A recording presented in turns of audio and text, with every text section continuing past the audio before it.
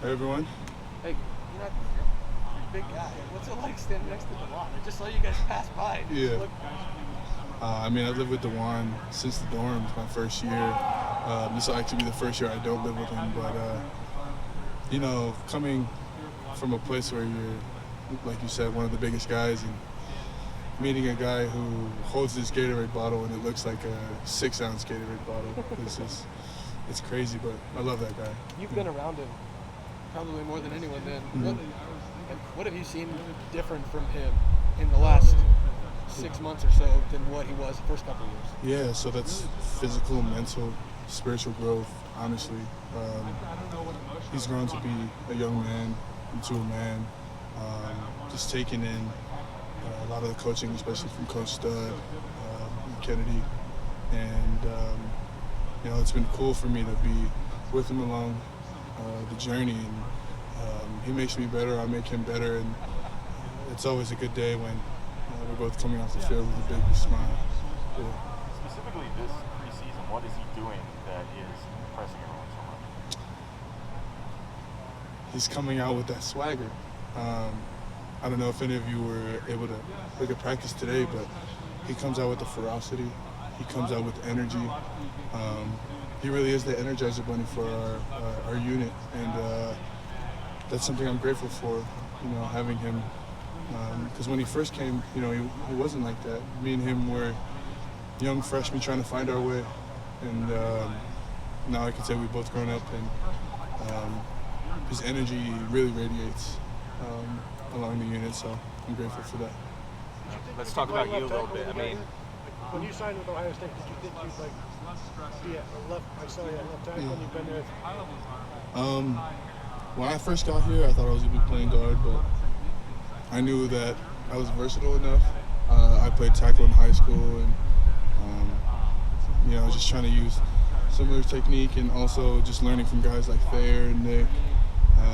Staying in after practice, just getting that pass set down. It's a lot different than guard set, but I'm grateful for those guys for helping me out, and Coach Stud and Kennedy for helping me. Do you view yourself as a guard or a tackle? I view myself as a Swiss Army knife. Yeah, just a guy that, if you put me at guard, tackle, even center. I mean, I never played center, but if you tell me to go and do something, I'll go and do it. And, help out the team.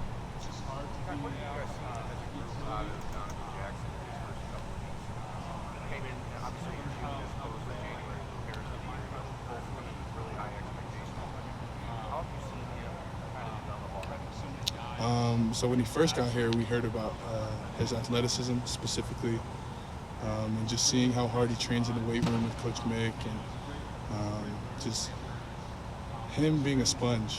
I think that was one of the biggest things. He takes criticism very well. He doesn't view it as destructive, but constructive. He's a guy that'll only speak when he's spoken to, but he's not confident. He knows when to say what he has to say, and knows when it's his turn to listen to others. And he's one of the young guys that it makes it easier as an older guy, just trying to come full circle and do my part to talk to the younger guys and bring them up as the older guys did to me.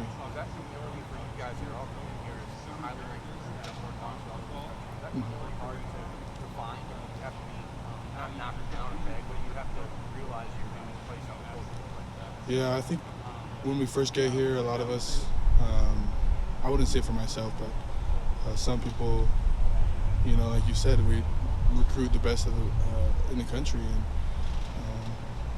just having a lot of the older guys not humble you, but just know where your role is, and know that there's a lot for you to do and grow. And so I'm glad for all the older guys. When I came in, they definitely humbled me.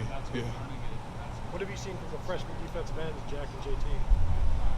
The guys that are going to go out there and bust their butt every single day for a chance to play on that field. JT just got here and he's already making an impact. And you saw Jack in the spring game. doing very well, and with the best D-line coach in the country, it's not that hard to do well. But those two are great. I'm excited for their futures, and I'm excited to see where they go.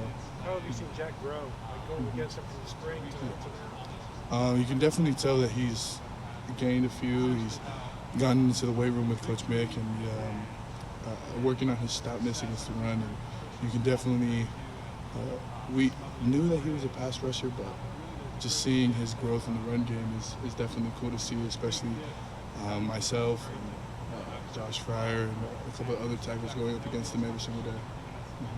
How are those two guys different? I mean, technically, pass rush moves. What does Jack bring to the table as far as JT? I'm sure you kind of have to get used to what they bring skill set wise while you block them. Yeah, they're good at using their speed, but they know when to convert that speed to power.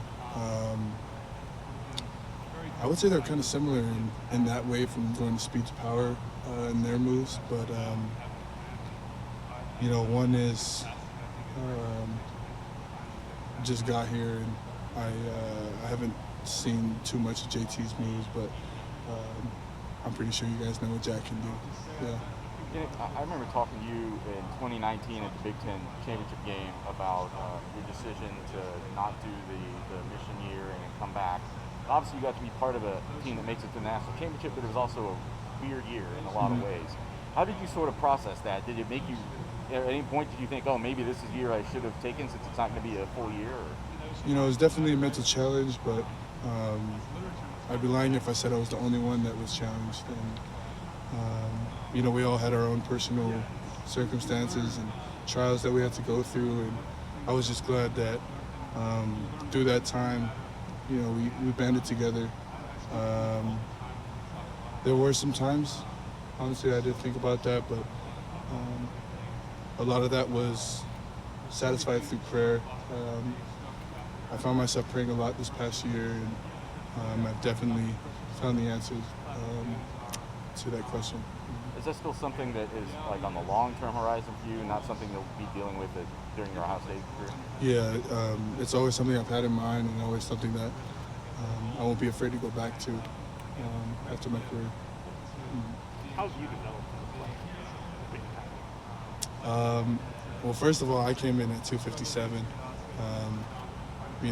As a lot of you know, that's really not a good weight for a guy who's trying to play offensive guard, let alone at Ohio State. But gaining the weight, I'm up to 305 now.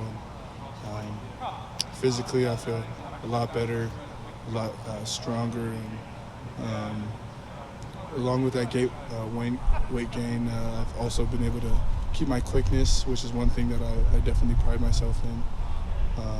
Mentally, my first training camp, I kind of went in blind and learned a lot through that. And I've definitely used a lot of what I've learned through that camp during this camp. What would be, in your mind, a good year for yourself? What does that look like personally? Yeah, just getting on the field and being useful. One thing I always want to be is useful to the team, and be that guy, like I said, a Swiss Army knife guy, a guy that you can just plug and play, and no matter where, guard or tackle, just a guy that can make a difference. I feel like you've reached that point now in your third year. You can be plug and play when you need to. Yes. I feel confident enough to where, we have the best defensive line in the country, and I go up against them every single day. And had moments my freshman year, moments last year where I was able to get in and play, and I don't doubt myself at all anymore. What's it take to kind of embrace that process? Because you said all the way you got to put on your positions. It's been 3 years now to get to this point. I don't know, that not everyone's cut out to kind of overall of that. What makes you, like I say, with the handle it? Kind of like I was talking about how Donovan Jackson was, being a sponge. One thing my parents always taught me is to be humble. So when I got here, it was trying to learn as much as I could, trying to endure as much as I could, and I've definitely not been perfect at that, but the brotherhood is real, and so just leaning on older guys and hearing their stories of how they've done it, because I'm definitely not the only one that has endured anything or been through pain or struggle or anything like that. So I'm glad I have them, and I look to be an older guy to one of the freshmen now. Who does the best impersonation of Stud in the O-line right now? Best impersonation of Stud. It's a tough one. Are there so many? Honestly, Zen. Zen is a good one. I'd say between Zen and Toby Wilson is he's just a good impersonator in general. He's good at impersonating Stud and his dad as well. How's yours? Yeah. Mine's not so good. Well, you give it to us. We'll let you know. If you'd excuse me, I'd not like to embarrass myself on camera. Fair enough.